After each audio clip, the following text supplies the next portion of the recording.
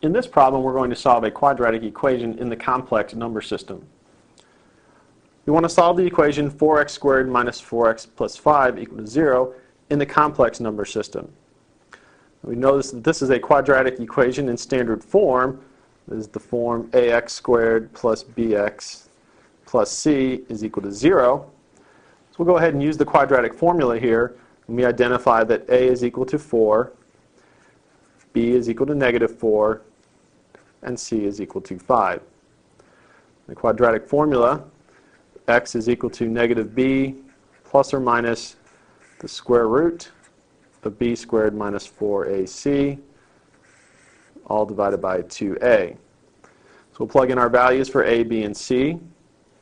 So we'll have negative 4 plus or minus the square root of negative 4 squared minus 4 times 5, all over 2 times 4. I'll clean that up. We'll get a positive 4 plus or minus the square root of 16 minus 80, all divided by 8. We'll have 4 plus or minus the square root of negative 64 divided by 8. Now we can simplify this radical because we're dealing with a complex number system. We'll have 4 plus or minus 8i. The square root of 64 is 8. The square root of negative 1 is the imaginary unit I.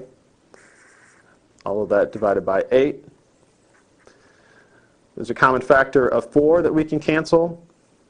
This will end up giving us 1 plus or minus 2i divided by 2. We'd like to write this in our standard form for complex numbers. So we could write 1/2 plus or minus 2/2 I. Again, we can simplify 2/2 as 1.